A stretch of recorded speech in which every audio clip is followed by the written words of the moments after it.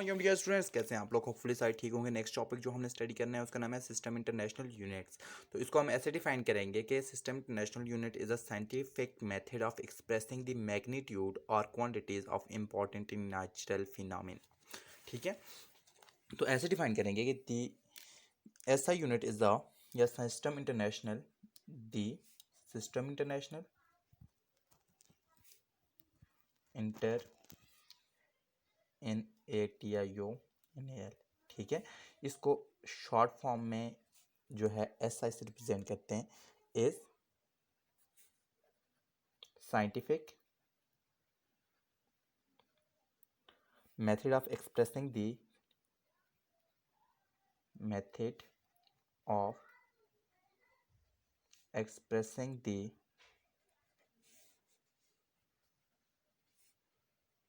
Magnitude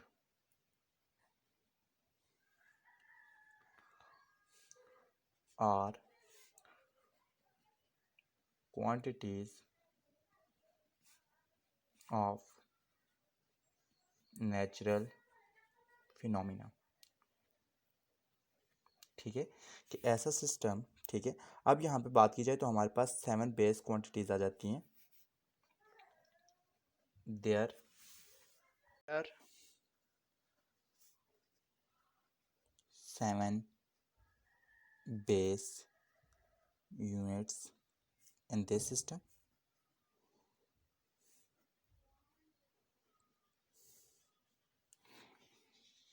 in term of which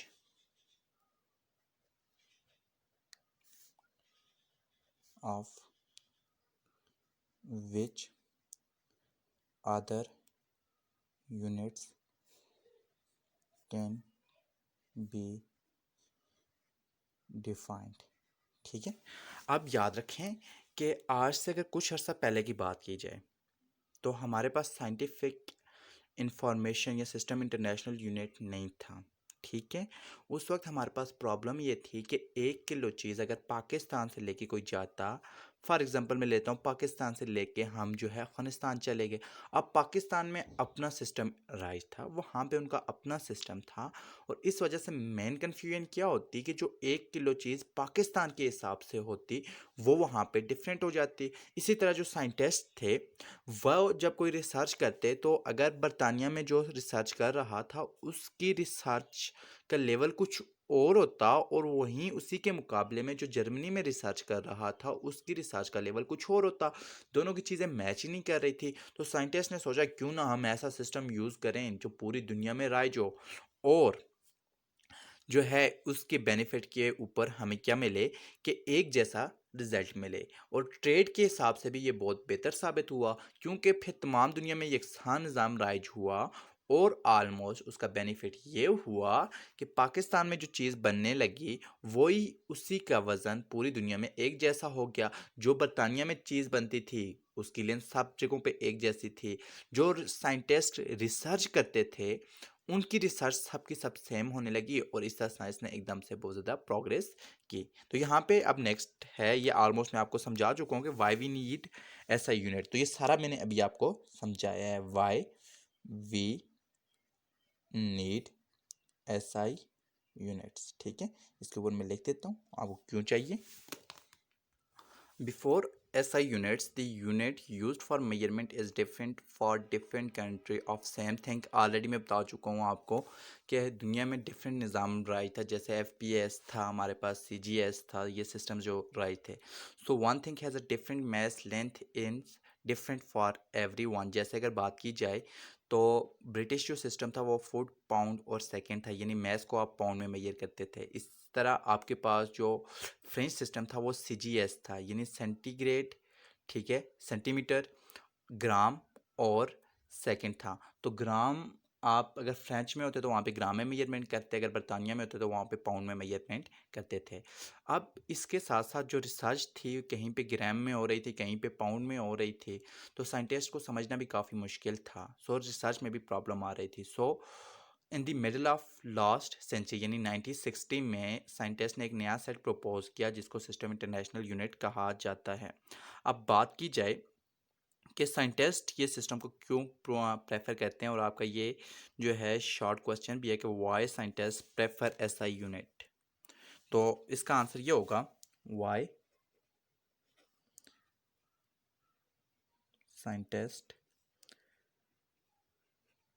prefer SI units. कि SI units को scientist क्यों prefer करते हैं, तो यहाँ पे मैं ये लिखूंगा साइंटिस्ट प्रेफर एसआई यूनिट्स, ठीक है, इसलिए प्रेफर करते हैं for the exchange of their research, for exchange of their research with world scientific community, world scientific community, ठीक है। क्योंकि जब तक वो एक दूसरे के साथ रिसर्च शेयर नहीं करेंगे तब तक उनको ये पता नहीं होगा कि उन्होंने जो रिसर्च की है वो ट्रू है या फॉल्स है। और एक बंदा तो ये नहीं बता सकता कि मैंने जो किया वो बिल्कुल ठीक है, जब तक दूसरे बंदे उसको परखेंगे नहीं, उसको देखेंगे नहीं, तो उस वक्त तक उस रिज़ल्ट के बारे में ये कहना नामुमकिन है कि वो उसका रिज़ल्ट ठीक है या गलत। सो इसलिए साइंटिस्ट ने जो है साइन यूनिट्स को प्रेफर किया। अब सिस्टम इंटरनेशनल यूनिट्स हमारी डेली लाइफ में जो यूज़ होते हैं वो हमने स्टडी करने हैं। अब system international units and daily life में सबसे पहले हमारे पास आता है मीटर, ठीक है। मीटर आपको पता है ना, लेंथ मेजर करने के लिए यूज़ होता है। तो metre is used as a unit of length. जैसे आप लोग जो है metre is used for measurement of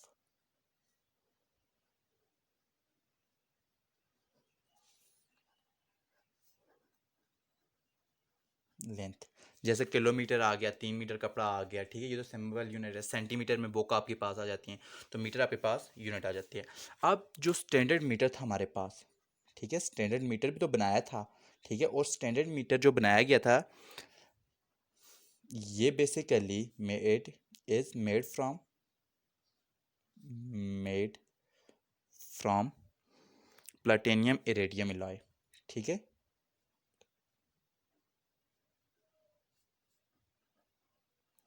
इरेडियम alloy that is kept at 0 degree centigrade, kept at 0 degree centigrade in International Bureau of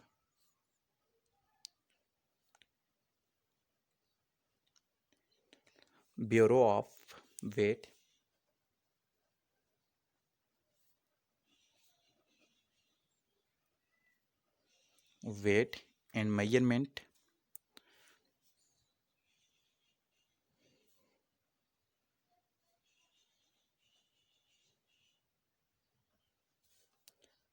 at Sèvres near Paris।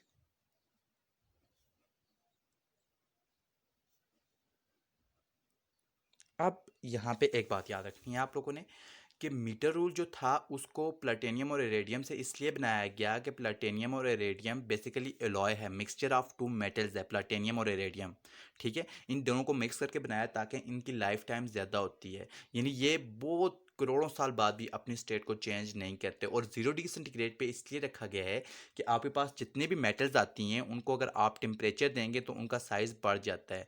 That's why आपने इसको 0 degree centigrade के ऊपर place किया है। नेक्स्ट जो चीज़ है हमारे पास वो आती है किलोग्राम।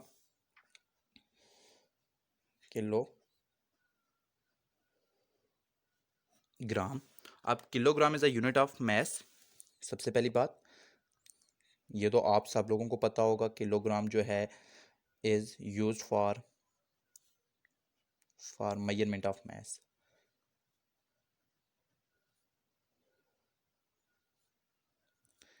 इवन आप सब्जी वाले के पास भी जाएं तो उसको भी कहेंगे कि मुझे 2 किलो आलू दे दो, 2 किलो प्याज दे दो, ठीक है। तो किलो का मतलब यही है कि आपके पास किलो जो है आपके पास ये एक स्टैंडर्ड यूनिट आ जाती है, ठीक है, किलोग्राम, सही है। अब किलोग्राम जो है लाजमी नहीं है कि आपके पास जो है सिर्फ आलू प्याज ही है, आपके पास चाहिए डिफरेंट चीज़ें जो भी आपको जिसका भी मैस करेंगे उसके लिए इस्तेमाल होगी। ये भी आपके पास प्लाटिनियम इरेडियम सिलेंडर से बनाई गई है, ठीक है। वो ऊपर आपके पास जो था एलॉय थी, यहाँ पे भी एलॉय है, लेकिन वहाँ पे वो in the form of rod इस तरह का था और यहाँ पे in the form of cylinder इस तरह का है।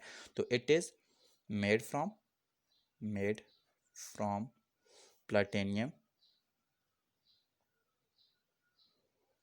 Iridium alloy, platinum iridium alloy and placed in and placed in International Bureau of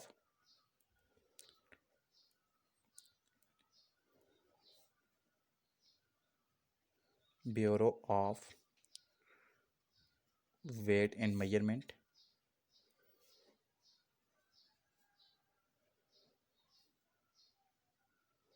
in France, ठीक है। इसकी भी समझ आ गई, ठीक। अब नेक्स्ट जो चीज़ है हमारे पास वो है क्यूबिक मीटर एंड लीटर। ये भी डेली लाइफ में हम बहुत ज़्यादा यूज़ करते हैं, ठीक है। अब cubic metre and litre, cubic metre and litre, सही है। Cubic metre is the unit of volume, यानी क्यूबिक मीटर को metre is unit of volume. Cubic metre को क्यों कहते हैं? Unit of volume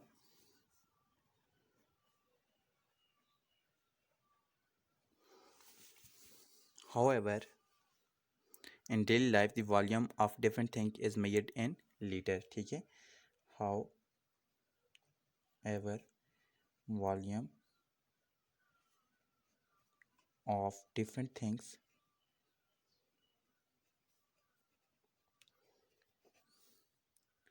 is measured in litre, ठीक है। लीटर में भी हम मेजर करते हैं। अब जो है देखा जाए तो क्यूबिक मीटर हमारे पास एक लार्जर यूनिट है, सही है, और लीटर जो है हमारे पास स्मॉलर यूनिट आ जाती है। अब देखें क्यूबिक मीटर का मतलब क्या है कि मेरे पास एक क्यूब है, इस तरह से मैं एक क्यूब ले लेता हूँ, ठीक है। सबसे पहले उसको मैं बनाता हूँ यहाँ से, ये मैंने क्यूब बना लिया। क्यूबिक मीटर का मतलब है कि 1 मीटर इधर इसकी लेंथ आ रही है, 1 मीटर ही विड्थ आ रही है और 1 मीटर ही हाइट आ रही है। तो आप लोग सोच लें कि 1 मीटर आपके पास 1000 मिलीमीटर के ऊपर मुश्तमिल होता है, तो ये आपके पास अच्छी खासी एक लार्ज वैल्यू आ जाती है। तो एक लार्ज वैल्यू लिखते हुए आपके पास काफ़ी प्रॉब्लम होती है। सो आप लोग क्या करेंगे कि आप स्मॉलर यूनिट यूज़ करेंगे, और स्मॉलर यूनिट आपके पास क्या होती है? आपके पास लीटर होती है, सही है। Which is smaller unit than metre cube, ठीक है। यहाँ पे ये भी लिख सकते हैं, यहाँ पे आगे which is smaller than metre cube. 1 litre का मतलब क्या है कि आप डेली लाइफ में जो 1 किलो दूध लाते हैं तो वो 1 लीटर होता है। इसके बाद अगर बात की जाए आपके पास, अगर कोई आपके पास कोल्ड ड्रिंक आती है जैसे डियो आ गई, मिरिंडा आ गई, तो वो आपके पास क्या होती है? 1.5 लीटर होती है, तो 1.5 लीटर आ जाती है वो, ठीक है। अब हमें देखना है कि relation between cubic metre and litre क्या है। ऑलरेडी कहा है कि क्यूबिक मीटर और लीटर दोनों जो हैं यूनिट ऑफ क्या हैं? वॉल्यूम को मेजर करने के लिए इस्तेमाल होती हैं। तो हमें पता है कि एक क्यूबिक मीटर जो मेरे पास आता है वो मैंने कहा है कि 1000 लीटर के इक्वल है, ठीक है। 1000 लीटर के इक्वल होता है।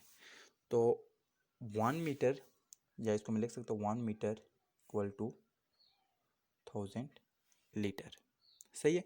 या 1 लीटर मेरे पास क्या हो जाएगा? दोनों तरफ 1000 से अगर मैं डिवाइड कर दूं, कैंसल, तो 1 litre equal to 1/1000 metre cube या cubic metre. This is my equation number 1, ठीक है। आल्सो 1 लीटर में मेरे पास क्या होते हैं? 1000 मिलीलीटर होते हैं, ठीक है। यानी 1 लीटर मेरे पास क्या है? 1000 के इक्वल है।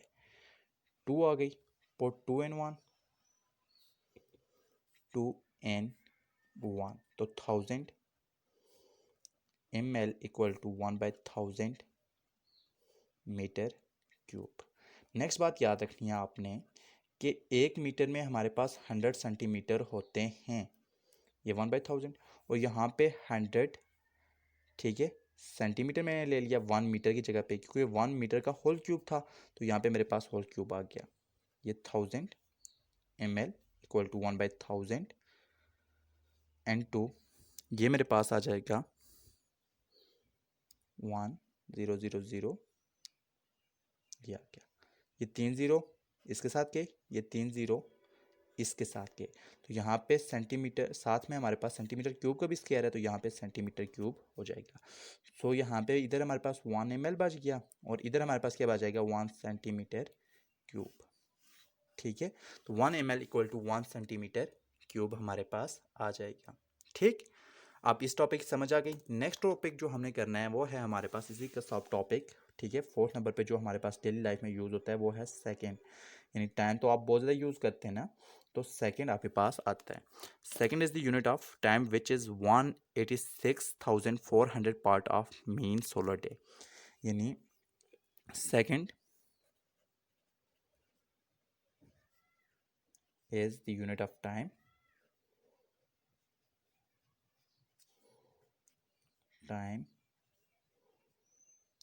which is 1/86,400 part of mean solar day।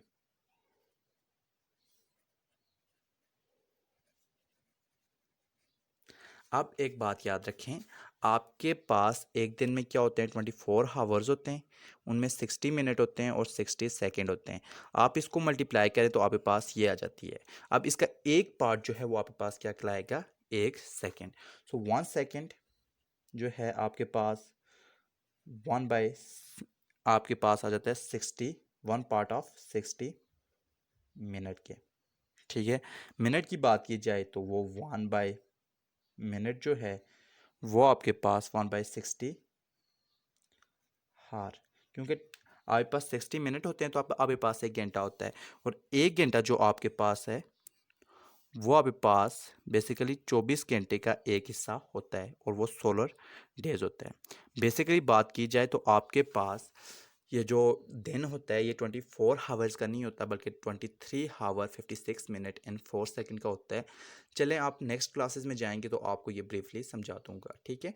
और नेक्स्ट क्लासेस में आपको पता भी चल जाएगा कि 23 हावर 56 मिनट एंड 4 सेकंड, तो जो 4 मिनट डेली बच जाते हैं ये कहाँ जाते हैं। इसके अलावा हम जो है इस तरह से भी हम सेकंड को डिफाइन करते हैं, और हम जो है स्पीड ऑफ लाइट यानी 1 part of speed of light से भी डिफाइन कर सकते हैं इसको। होपफुली आपको समझ आई होगी इस टॉपिक की। नेक्स्ट टॉपिक के साथ इंशाल्लाह जल्द मिलेंगे। अल्लाह हाफिज़।